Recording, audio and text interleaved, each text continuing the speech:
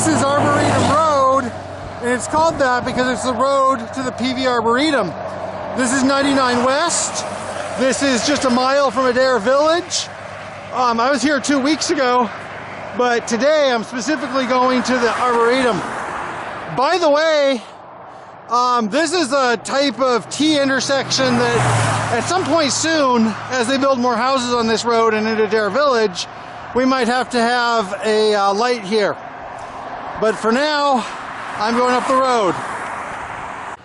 And this is the entrance to the Peavy Arboretum, which is part of the College of Forestry and which is attached physically, if not administratively, but probably both, to the McDonald-Dunn Forest, which is all around it. I've actually never been here before, so it will be interesting to see what is here, even though maybe I didn't pick the best time of year. And here it looks like there's some type of trail, and I'm just going to follow this trail to see if it leads to a place where I can lock my bike up. It continues somewhere this way. Well, here's a frequent thing we're going to see in Oregon forests, a banana slug, which is also why I need to be careful where I'm walking and wheeling my bicycle. Okay, just going to continue down the road. So that trail was pretty short. Now I'm just back on this road, which this time of year is pretty muddy. I'm just walking up the road and hoping I'll find a parking lot. A few weeks ago when I was in Humboldt County, I talked about how hard it was to photograph or video redwoods. And so this is a redwood tree. They cannot naturally grow north of Curry County, Oregon, but in an arboretum with the right care, or in parks, sometimes you do see them in Oregon. So I've locked up my bicycle, probably a little bit more intensively than is required in a location like this right now. And now I'm just going to walk around now that I'm unencumbered. Don't have a specific trail I'm going down, probably won't go too deep into the woods. But let's see what we can find. I've probably commented many times that in Oregon, in this area, a lot of times you can have microclimates and different type of ecological types very close to each other. And here they're just kind of accentuating that through landscaping. So along here we have a riparian forest with small alder trees, which it'd be easier to tell they're alder trees in the spring, but luckily we have signs. And then very close to here, just across here, we have like an open ponderosa woodland, which is typical in eastern Oregon and places of the Willamette Valley. And naturally, yeah, you'll find places where alders and ponderosas will be growing close together, but they have slightly different preferences. But it's possible, so it looks like what this arboretum is doing is kind of accentuating possibilities. And then here they're kind of mixing it up, because here we have an Oregon white oak, which is a very common chaparral plant in open woodlands. And it's right next to a cherry, which is most known as a cultivated plant, but when it grows wild, it's mostly an understory plant, at least as far as I usually see it. Sometimes riparian, a little bit smaller. So those are plants that also wouldn't usually be growing too close to each other. And then, just to really throw us a curveball right here, they have a giant sequoia, which I believe grows in the Sierra Nevada. I'm more common with the redwood of the Humboldt County. And so that's like obviously not a plant you'll see growing here. But in general, also here, you know, we have the trees, but we also have the forest. And here, you know, the natural trees growing here are like the big leaf maple and the Douglas fir. That's like our 1-2 punch of deciduous and carnivorous plants in a typical Oregon forest in the Coast Range or the Cascades. And then our understory here is also, this is a really natural understory with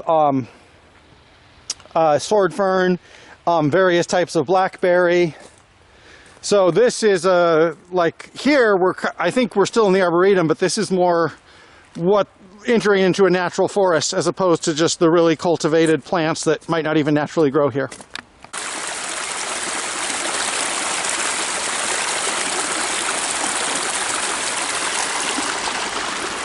So this forest gets a lot of water, and there's a lot of creeks and stuff. This creek is probably here naturally, but obviously its course has been modified. This pipe here, not natural. And also, like I've said several times, you know, as we've been, you know, see this winter, this is, you know, normally it's pretty wet in January, but this isn't like flooded. I'm sure at times this water is going well over the trail, but not today. And by the way, yes, I know this is a creepypasta. I think for a reason is that anytime you have a natural environment and you have like a human created artifact, there's always like a little clash in your brain. I think that's kind of the source of why that creepypasta is creepy. If you don't know what I'm talking about, stay that way. I've been walking for a while. It's starting to rain, not unexpected. And it's a little bit before 3 p.m. and I'm not that far from home. It's like a half-hour bicycle ride to home. But I still, you know, I still do hope to get where I'm going. Well, this looks like some type of intersection. I've said this before. You know, right now I think probably a quarter mile from the parking lot, not very far. But a lot of times, you know, once you get walking out in the woods, you know, you can go a couple hundred feet and you feel you're on the far side of the moon. I'm going to follow this road downward because this road has to go somewhere. And I hope those aren't famous last words. This is something so obvious I haven't mentioned it before, but these little ferns, these usually grow along the bark of trees, and these are called licorice root because if I were to remove one of those, there would be a stem underneath and it would taste like licorice. And also I think it has quite a bit of sugar or starch in it, so if you're ever lost in the woods and you want some food, this is one of the foods, well, this is one of the foods I would turn to. Don't eat something because somebody on YouTube told you to. But this is also a really common part of the ecology. This is a common fern that grows along the trunks of trees in the Pacific Northwest. I'm not quite sure on how I did it. Didn't even really follow Euclidean geometry, but somehow I did make it back to the parking lot. So I was in the forest and I was concentrating on that, on the nature side. And right now also, you know, we're in January, I might have mentioned that. But if you came here in April, May, June, July, for one thing, the trees are going to have a lot of leaves. Also, you're going to have great weather and along with your nature experience, probably a nice place to relax, enjoy yourself, have a picnic. But right now, I have about an hour more of daylight, so I'm going to be going home. That was the Arboretum, and if you can't join them, Arboretum. That was the Arboretum. I had a good time here, and like I say when I visit almost everywhere, you know, I'm always a little bit low on time, so I hope I can come back here sometime in the spring or summer, or somewhere in the McDonald-Dunn Forest and see more. But for now, I'm going home.